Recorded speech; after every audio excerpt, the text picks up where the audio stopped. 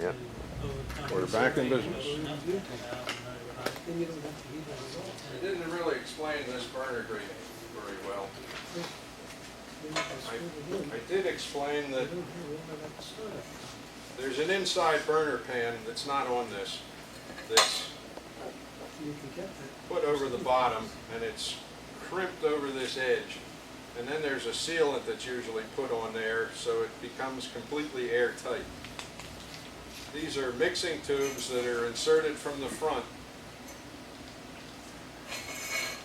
And before the pan is put on here and crimped over, they're what they call baffle plates that are put over here and here, about a third of the way from the back of the burner. And what that does is when the fuel is shot in the mixing tube and it gets to the end, if there was no baffle plate there, the fuel would all go up right in this one area, and the burner would have a big cold area here. So they put this baffle plate in there, and it's not right up against the burner. There are these slots in here, so there's place for the fuel to, when it swirls around, it can still get down underneath the baffle plate, so that it kind of spreads it out in a more even fashion. And these mixing tubes, you'll notice, have a radius on them in the front.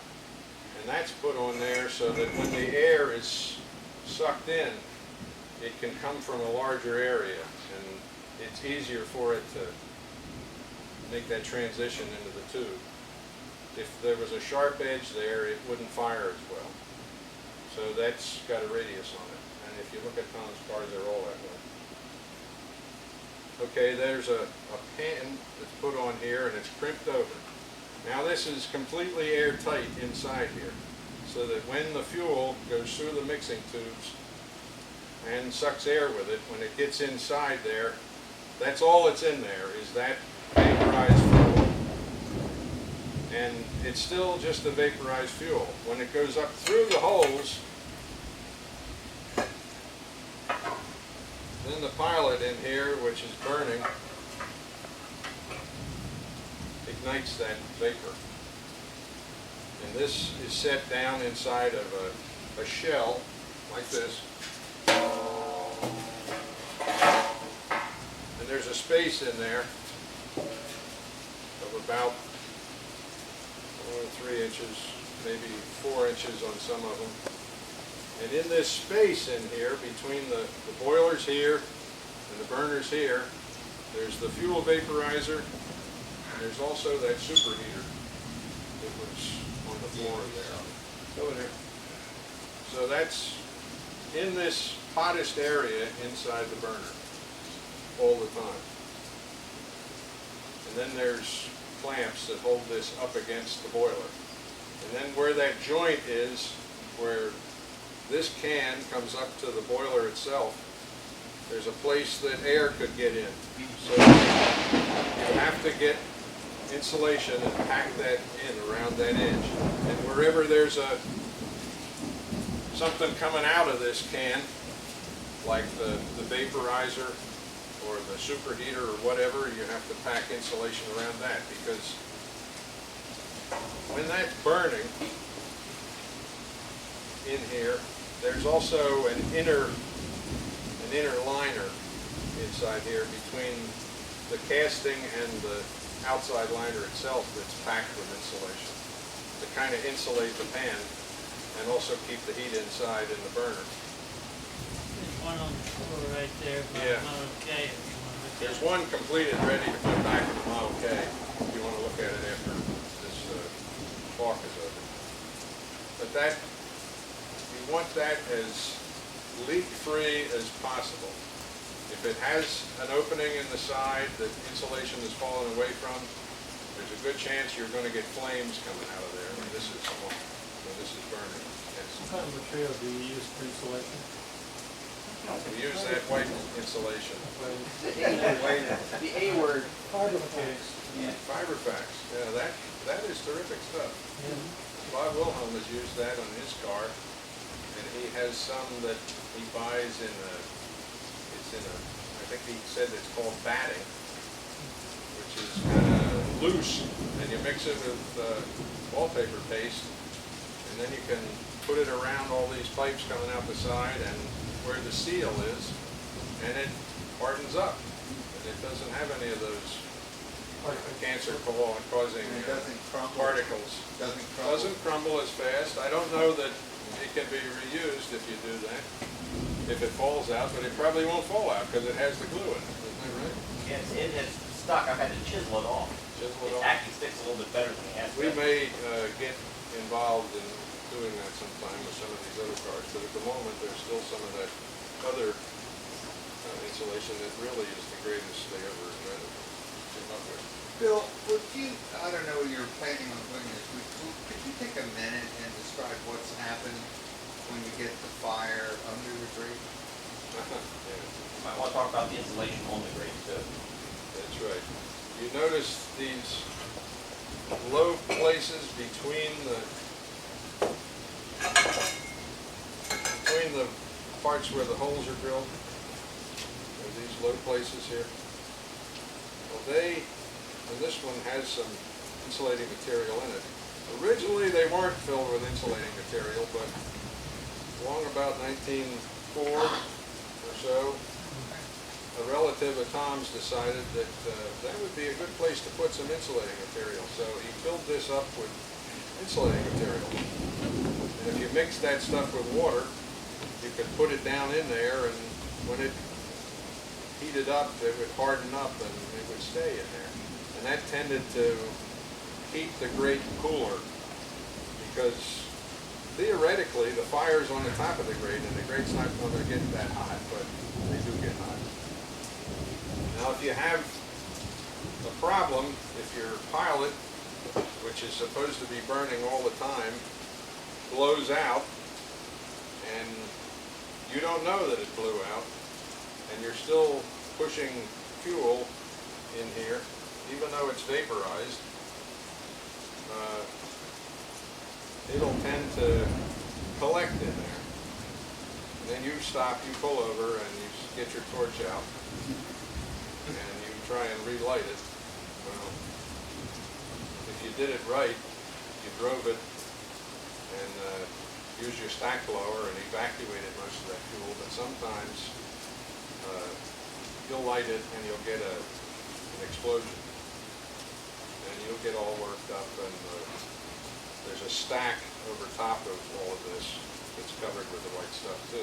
And if the explosion is great enough, it'll crack all the insulation on that. Not very nice. Blow back to the mixing tubes, or? Well, that's another problem that can happen. This is just an explosion from the unburnt fuel inside the burner. Sometimes you'll get a fire inside the mixing tube itself. And you'll look in there, it'll be just like a blowtorch. And you have to shut the fuel off and try and blow it out. Sometimes it just has to go out on its own. Same thing can happen in the mixing tube on the pilot, which is a very tiny mixing tube. If it happens there, you can't hear it. And if it burns long enough, it burns just like a blowtorch, and it'll actually melt the cast iron. The cast iron is slotted, you can see it's been sawn, and that's a fairly weak place there. And if enough heat comes through there, it'll melt those slots together. So that's something you have to watch out for. If you're firing up early in the morning and you don't heat the mixing tubes,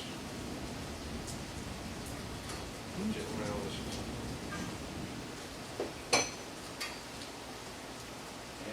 when you fire up in the morning, you put heat to what's on the outside of the vaporizer. If you don't put enough heat to it and you start firing up, you get raw fuel in there, and since there's a pan on the bottom of this, it just lays down in the pan. If you look at that, there's a low place in it. and that fuel just lays in there. And if you were successful at firing up, well, you start the tour or wherever you're going, and a couple of miles down the road, that burner finally gets hot enough, and all that fuel all at once ignites. And when that happens, it might be enough force to blow the hood up on the front of the top of the car. So Tom always leaves the hood, there are clips on the hood, and he always leaves them not connected. So if that ever happens and the hood does go up, it just goes up and comes down without hurting the hood. But underneath, that flue and everything will be all cracked, the insulation will be falling off. It might even blow it out around the joint where this comes together on the boiler. But you try and fire up carefully when you fire up. If you noticed when I did it, I took a little longer than normal just to show you, but we heated the forks, we heated for a little longer than we probably should have, and then we went slowly. We used what we call a firing up valve before we went to the main burner valve. I listed that, there's a list in this stapled copy on how to fire up. I'm not going to go through that tonight because I'm spending longer than I should be spending.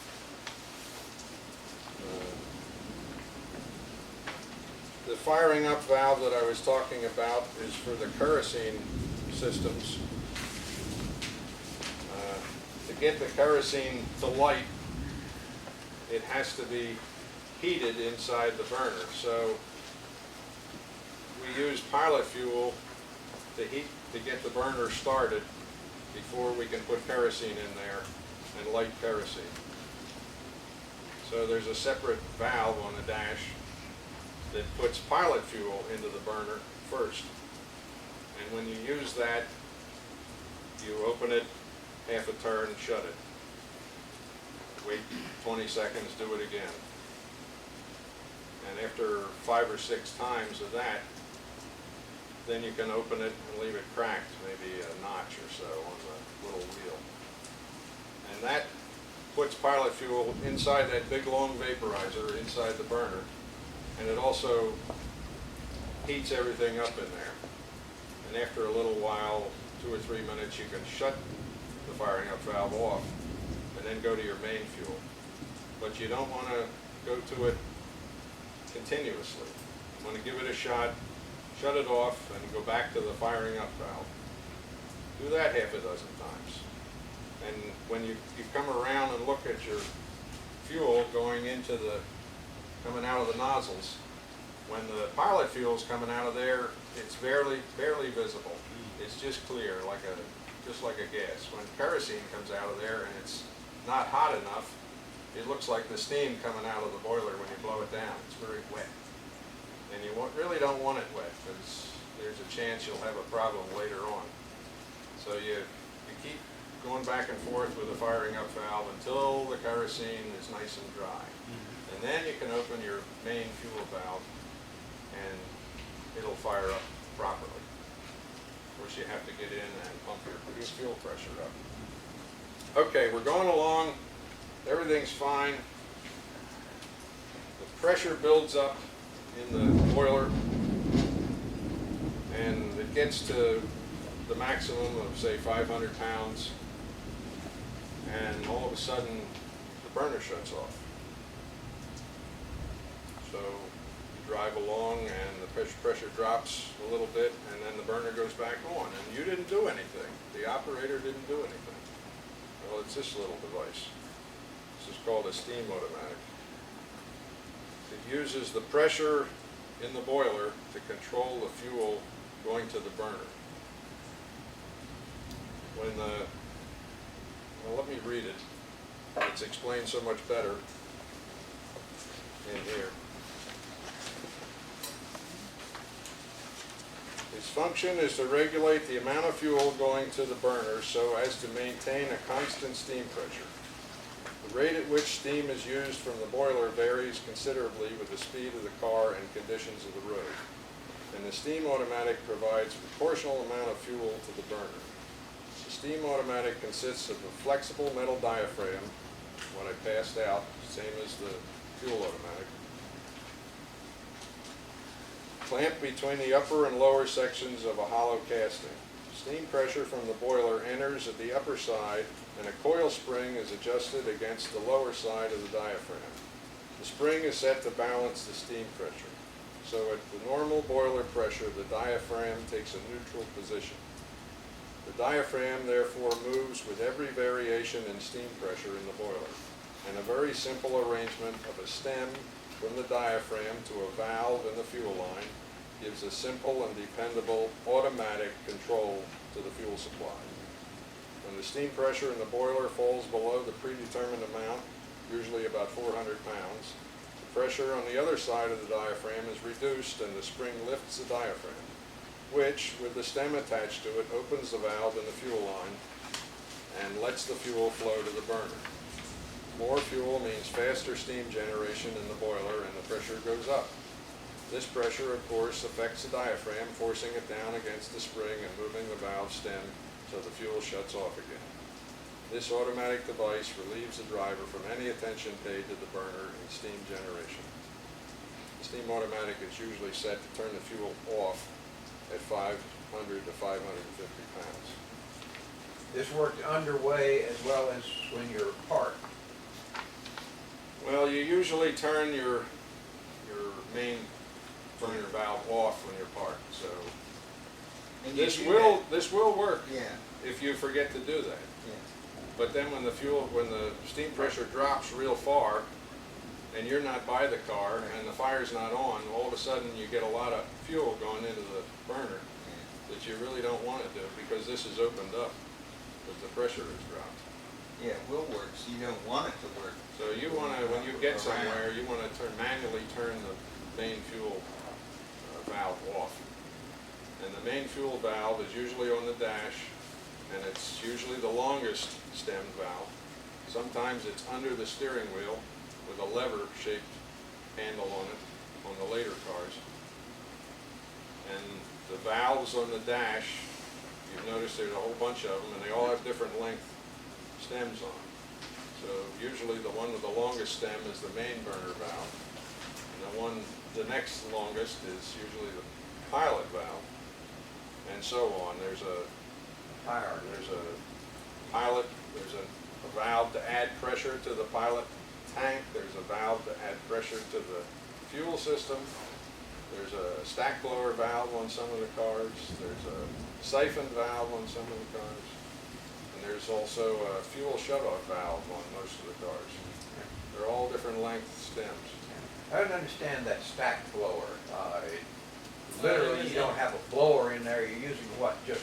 It was an invention in the next building 50 years ago. It was invented up there. We never applied for a patent. Jet of steam down the downpipe that just sucks fumes out. Steam. You're putting Never, steam. the Stanley's never had it on. We invented it. No. There's The also, the steam automatic valve is on or off? Or does it modulate? Is it a little- Originally it was on and off, but they kind of, you Well, put a they- V-shaped thing in it so that it's now modulating a I little bit? think it's supposed to be on or off, but Weeks. they did, well, it leaks, they modulate, and it may be, as you say, the point, the taper on the point.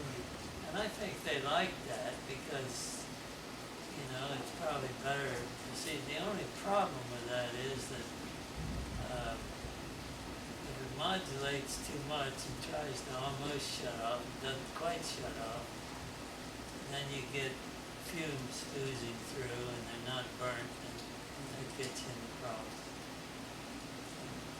These things work better when you're on the road and moving along. When you get in traffic, they work, but it's sometimes they can be cantankerous too. It's kind of better to work it by hand. sometimes you want to shut the main burner off yourself and open the main burner yourself.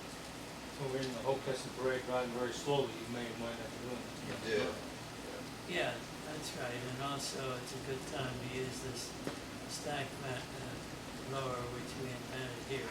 All the cars don't have it, but, other people have copied it. I mean, I thought we were the first to do it. And, the simplest thing in the world is just a little steam pipe and a valve coming off the top of the boiler, down pipe into the 6-inch stovepipe, because 4-inch or 6-inch. Through the center of the boiler? No, through the down pipe, going to the flue. Okay, I understand how the overall construction of the flue and the other stuff on top of the boiler. It's behind the boiler, it's in the, see, the bonnet comes over the boiler, covered with insulation. And from that bonnet, the exhaust gases go out through kind of a horizontal square area to an old-fashioned stovepipe that drops down into the flue. And so the idea is that any burner gases, they can't go out the top because the hood's in the way, so they travel through here, down there. And the engine exhaust is supposed to help pull them through because it also exhausts into the flue. However, this little jet assists that process because it's about a number 55 drill size hole, and it's halfway down in that pipe, and it just creates a suction there, or it's like an ejector, pulling the air. Yeah, I just, at this point, I just don't understand that whole flue construction, so I got one of those. It would be terrific if it could go straight up, but you don't want that in a car. No, And- I'd rather- Or if it went straight back, it would be great, but it can't. But if it goes down and then it goes back, and it works. Yeah, but you're trying to take It's the like a manifold off your whistle. engine. Just like a whistle, which was never standard equipment either. The best place to put a whistle is right on top of the boiler, right straight up. Can't do it, so you have to put it somewhere else. There is a fella that goes on the tours that has one on his running board that's pointed straight up. Tom, It's gonna make a mess. It's actually a chime. It has about 8 different notes on it. And there's a picture of him driving it when we had that, the first time the Wilmington and Western had problems with a flood, the reopening of that. yeah. And everybody was blowing their whistle. The train went by, he was blowing his whistle, and all the Stanleys were sitting there on the side of the road, they were all blowing their whistles. And all you can see is steam. You can hardly see the train or the cars, but here's this one shot of steam that's going about 50 feet in the air, and it's off his whistle, off the running board. You can sort of see the outline of his car because it's a sedan. There are very few Stanleys that survive that are sedans. Here's this shot of steam. One of the valves that I did not mention to talk about is called a pressure retaining valve. It's usually on the floor. If the car's a right-hand drive, it's on the right side where your feet are. If it's a left-hand drive car, it's on the left-hand side. And what it does is take the pressure, relieve the pressure from the power pumps, the fuel power pump. The pressure could leak out at the packing, so they decided to put a valve there. So when you park the car, the idea was to close that valve, and that kept the pressure in the pressure tanks, and it wouldn't leak out at the power pumps. They found pressure retaining valve. Pressure retaining valve.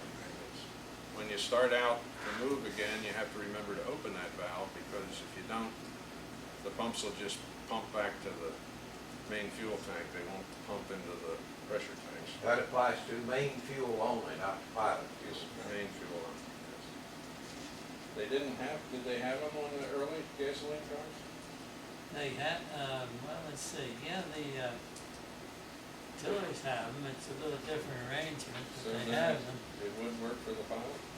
Oh, Would restrict the pilot, or? well, yes, but you wouldn't pump any fuel to your pilot Just for pumping fuel? until you needed to pump, and then you'd have to open that valve. It's like, They did find out, or decide by condensing car era, that they were not necessary, so they just didn't put them on anymore. didn't seem to leak out around the pump packing. So they just, I guess Well, they decided it wouldn't, but it does leak back. but There's a check valve in all of them, but in the earlier cars, they didn't rely on that check valve, and after about 1917, they did rely on that check valve to hold. there are check valves throughout the fuel system to keep the fuel running, moving in the proper direction. And they all have to be in operating condition. If they stop working, then you've got a problem where that check valve is. And it could happen. You could also have a fuel line fatigue and break, and then you've got another problem with a fuel leak, which is kind of dangerous with a fire going on. So you have to check over your system pretty thoroughly. You have to check where your power pump is to make sure it's not leaking out the packing. Or if the packing is too tight with the packing nut, it could heat up and create a problem from the heat. Especially if it's a gasoline-fired car, because you've got gasoline going through that pump.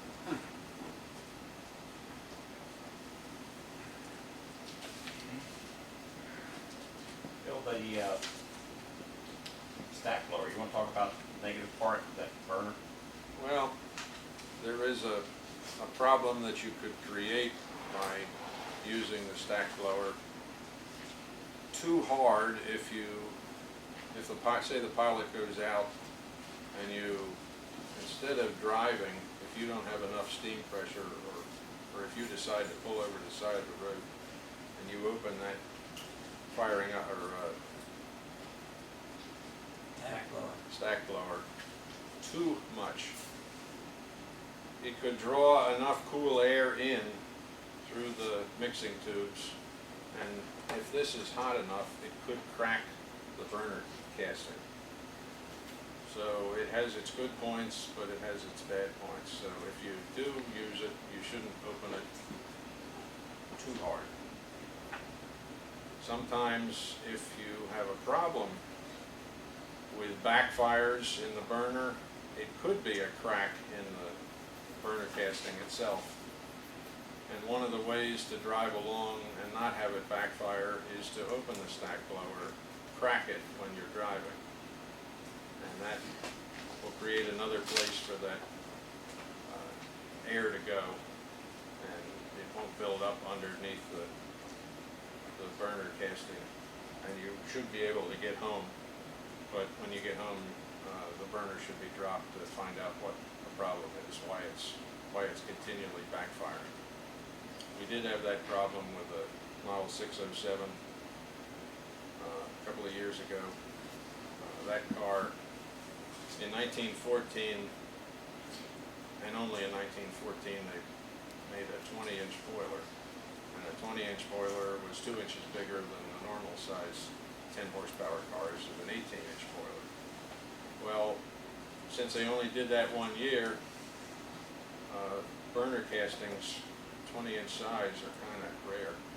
So when that car was purchased by Tom and his dad in the 40s, they could not find a burner casting. So they fit one on that was a 23-inch burner on a 20-inch boiler. And that only lasted for 45 years or something. Yeah, 45, 50 years, something like that. And we started having trouble with it backfiring. It would backfire a lot of times when you're out on the road. And it was a crack down one of these low places in the burner casting. And Tom had a friend that had made some 20-inch burner plates up, grates up. So that's what's in the car now that has the proper sized burner in it.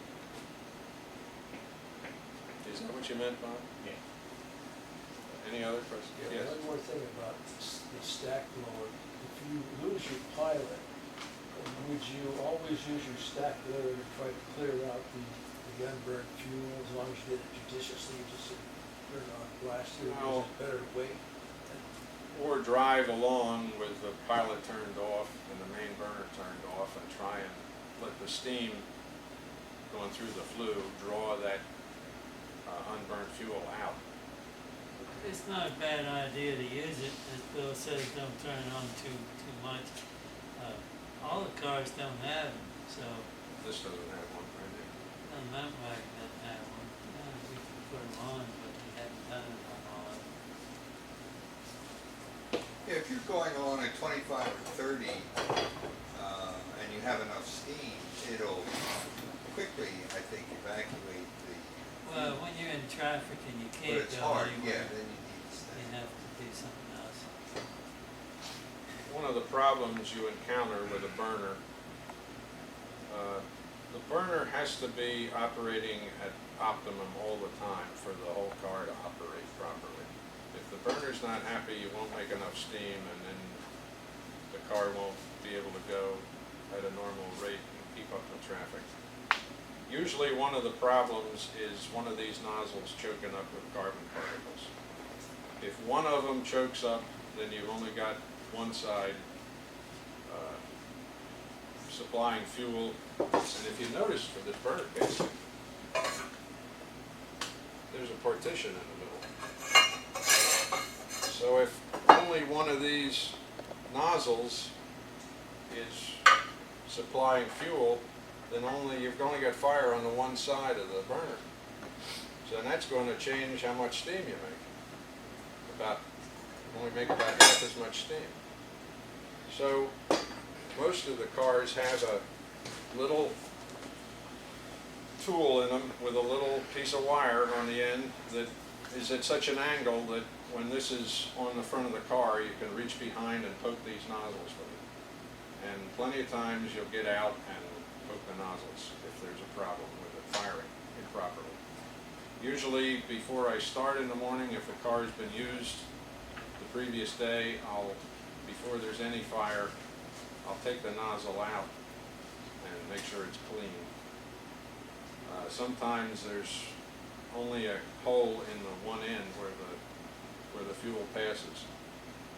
Some of these are a cap screw, and in the inside it's got a hole through this way. It's also got a bunch of holes drilled through the side of the bolt, so there's more places for it to get choked up.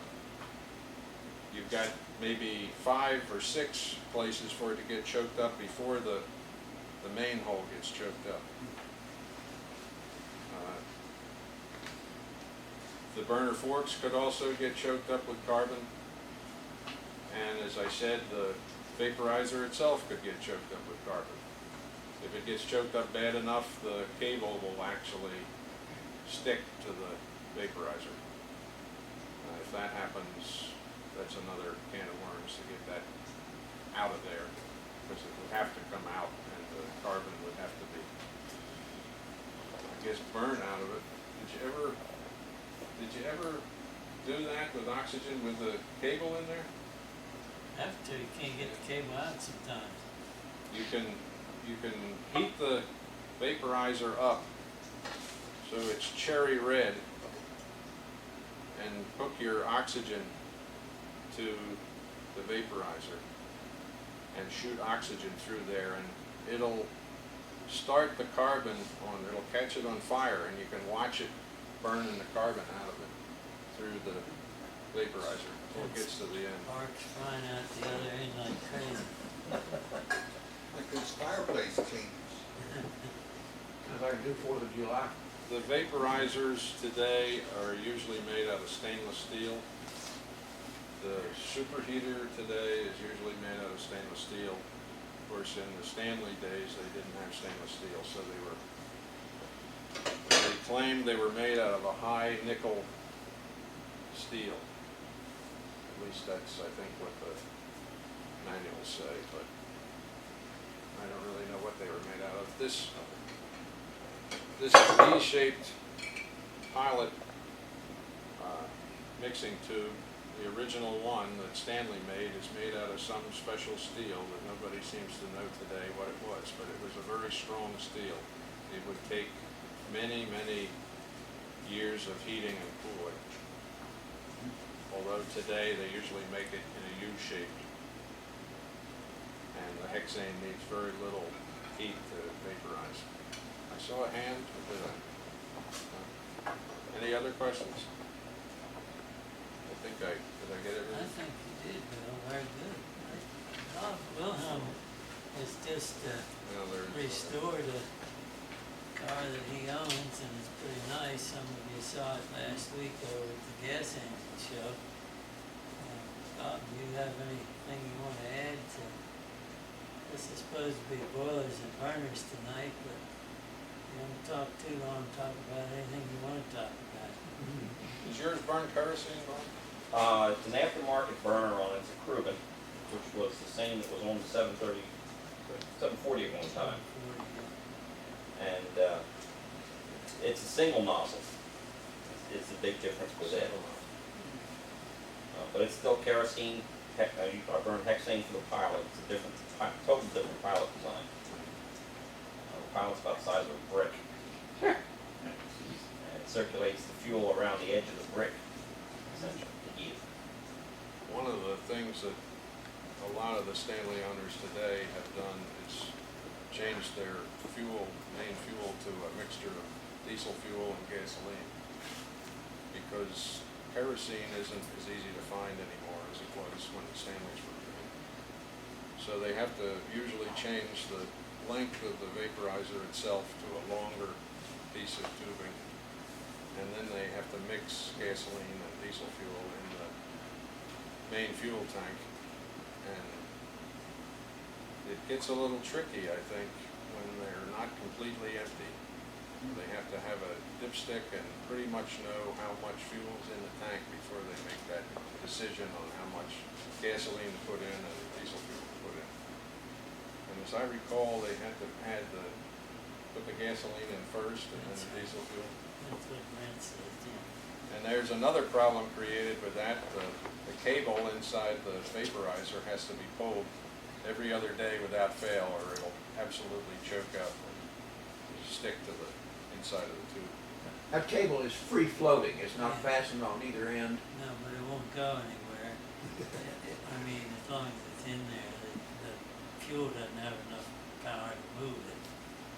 Because it's all twisted, the configuration of the vaporizer pipe. Yeah, this, If you put a drill on the end of it, could you rotate it, or? Well, I don't think you could hardly because of the curvature of the thing. So It's also not the full length of the, no, it's only 2/3. If you look at this one picture that I gave you, that piece of pipe in there was the vaporizer. And although we don't make them in that shape today, the Stanleys supposedly did. And in the last cars they made, the 750s in 1924, had one that was shaped like an 8 almost. It didn't cross, but it zigzagged 3 or 4 times. And I don't know how they ever bent it without cracking a piece of pipe, but the instruction manual shows you one that's really off the wall. sure that's not the superheater? Maybe it was. Maybe it was. Yeah, I guess you're right. Probably was. This also shows the thickness of the lagging around the edge between the inside of the burner pan and the outside of the burner pan. That's all insulation in there. So this gets pretty hot inside here. some of the fellows in the course still want to see a steam enema. And I think they want to see it because they like the name.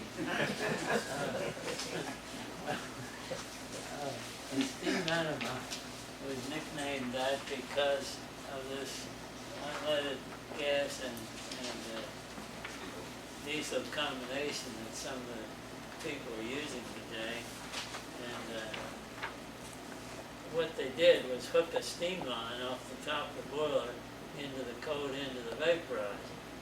So when you come in at the end of the day and the car was hot, everything was hot, vaporizer hot, everything, shut your fuel off, open your steam valve, blow the vaporizer out with steam. Well, remember your burner forks are going to be on the end of it normally, so it's not going to do much good because it's so restricted coming through these little nozzles. So to do any good, you have to take your burner forks off. That means you have to reset these copper washers every time you put them back on. Then you take your burner forks off, you open the steam valve, the cable is half a mile down across the field there. So you go hunting for that, like hunting for a needle in a haystack. But you usually find it, it's a little easier. So then they decided, well, you gotta pull the cable before you give it the steam out. So that's what they do. As Bill says, every 2 days on the trip. This is not the easiest thing to get off. Yeah. Well, every 2 days it might Maybe be it easy. is every 2 days, but usually we have a heck of a time. I know Don Borden has a special puller that he has made up just to pull this off. So I don't think it was named an enema to start with, but I think people understand where the name came It just came out black. Tom, that Crubin of mine has a special fitting that's on it with steam line into it, fuel line into it, and a cap on the end of it where the wire actually sticks through. So you take the cap off, you can pull the wire out real easy. You don't have to take any fuel lines or anything loose. But that's part of the way that burner was designed. The 740 was like that. Was that too? Yeah, that's the Crubin. Yeah, it's a shame there aren't more parts still around from those burners. They're pretty tricky design. Except that they weigh 4 times as much. No. Yeah, That's the true. Crubin was an aftermarket company that built parts for Stanley's in New York City in the 1930s, 20s, I guess, mostly, and 30s. They lasted. And people who were driving Stanley's as everyday cars up until the late 30s had a lot of Crubin burners, and Crubin even made pilots for Stanley burners, and they made all kinds of valves, and all their stuff was beautifully made, but as Bob said, it's just so heavy in weight. That whole pan that Bill showed you on a Crubin's cast, just like the grate. Yeah, the nozzles, the jets themselves were cast and they screwed in, and they had holes every which way in the top. They have a lot of different designs. Mine is a flat one like Is this. it like this? But Tom's has the rosebuds in it. Had the cones. And they were threaded in, so you supposedly could replace them. Probably had to break them to get them out, but, I didn't have WD-40 in the day. or that NEC's content. Before we break up, I just want to mention upcoming events here that I think most of you are aware of, and if you read the weekly notices, we mention them, but this Sunday is the auto show at the Helicopter Museum over near Westchester, and apparently there might be enough interest for us to take 2 cars, maybe 3 over there, so if anyone would like to go, please let us know and we can arrange for it. And any of you new people, if you want to ride along, I think you'll learn a lot. Then our annual steam car tour comes up right after let me mention the 4th of July first. Ann Cleary takes care of all these things and she'll be emailing you about them, but you've already received emails about the Hockessin Parade on the 4th of July, and I think you have 7 or 8 cars already, don't you, Ann? People that want to go to that, and we've done that for a good many years, and it's an easy run. We usually go for ice cream after the parade. The worst part about it is waiting for the parade to start, and then it's a very slow parade, but it is downhill. And Don't use any steam. Except for don't the use whistle. much steam after you start. It's all uphill till you get there, and then it's downhill through the parade. So that's July the 4th, is Sunday. The parade's supposed to start at 3 o'clock, and 3 o'clock. they want us there about 2 or 1:30, but we usually don't get there till 2 or 2:15, which is plenty of time. And so let us know on that too if you'd like to go. What time are we gonna meet here for the helicopter meeting? It's supposed to be from 12 to 3, isn't it? I have that. Maybe 11 to 3. Maybe 11 to 3. Something like that. That's Yeah. Saturday? Sunday. Oh, Sunday? 20th. Father's Day. Father's Day. Oh, that's right. my son's birthday. So, I don't know if you have to be there at 11, but I think you wanna be there certainly by 12 if you They wanna won't see. kick you out if you get there. Yeah, but I'd like to go with somebody, you know, I don't wanna drive by myself. Well, I'm thinking of going, and I think, somebody else said they might be going, or would like to go. Good. We will be out of town. I think we should leave here about, 10:30. You won't be here at 9? Yeah, something Seven, like- 7:30?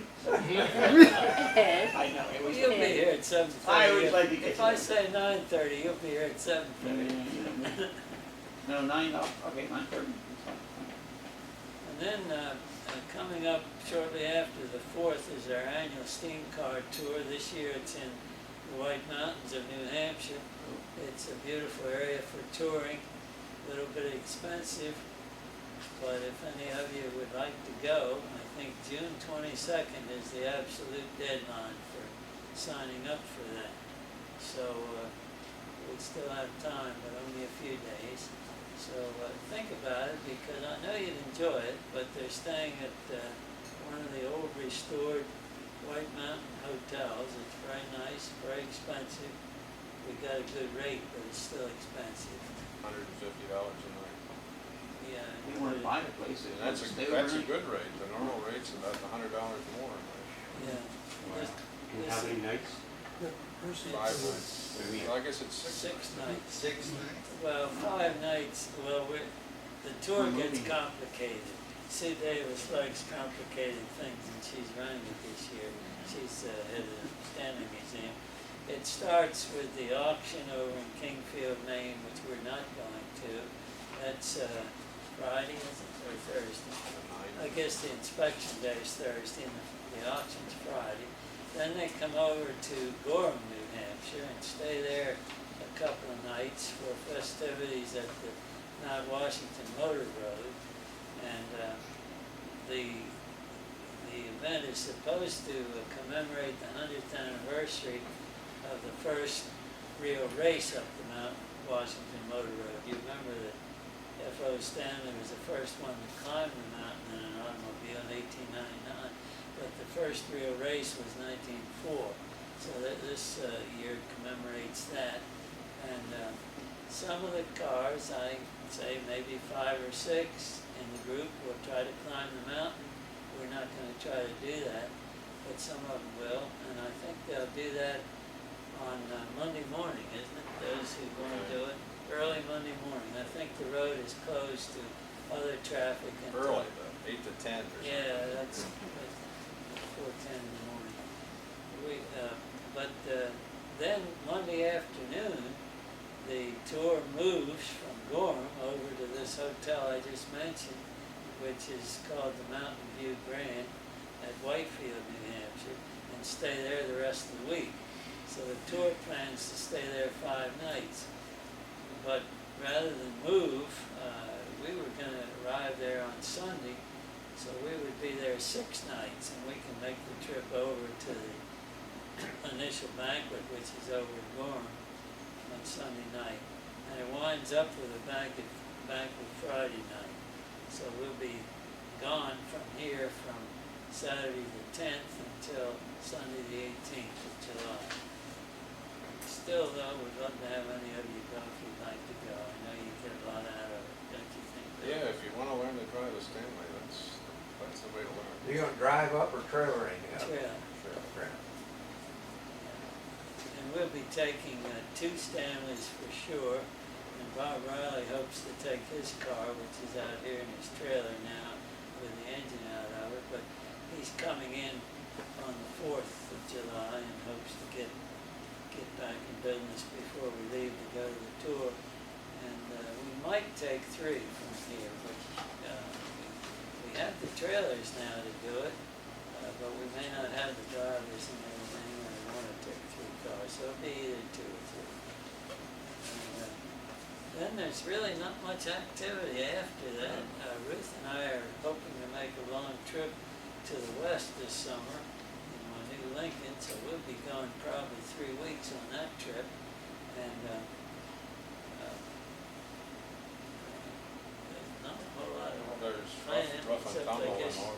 that's right, August, got the dates on that, but I forget. 18th. Second week. 18th is Second when it week. starts. That's the Wednesday. It's usually about the Yeah. time. I put the brochure on the, Okay. somewhere. I think it's 18, 19, 20. Yeah, that's 21. always a nice event to go to with Stanley, and it's for those who can get off a Wednesday or Thursday are good days to go before it gets too crowded and too dusty up there. Although if it never stops raining, it won't be dusty. Right. So those are, and then when we get into September, October, we get busy again with events. The Hagley show is the 19th of September. We may have a amateur night or amateur day here on the railroad sometime or some weekend in September. I've asked Jack Evans if he would like to come up, and it's just a matter of working out the date. It won't be the Hagley weekend. And then the first weekend in October, which is the 2nd and 3rd, they would like to have the mountain wagon over at the Nature Center for their fall festival, and I'm sorry, it's the popcorn machine, EAH. Yes. Right. Ed will run it at least one day for them. We haven't promised it for both days. So if we can have some help, and Ed doesn't have to do it both days, maybe we can have the popcorn machine over there both days. Then we have Hershey the following week, Wednesday through Saturday. Then we have Our own event. before that, the fall meet of the Historical Car Club, and then our own event, 23rd and 24th, I think, of October. Did we get new placards printed up so that we can be giving them out? Not yet, we must follow up on that. We wanted to change them a little bit from that yellow one. We ought to get them by July 4th. Yeah, you're right, Parade, we'll just do that. Yeah. so we could give them out that day. So, anything that I forgot on these, Well, we go to a day on the farm sometimes too, Well, at that's August, the yeah, end of August, right.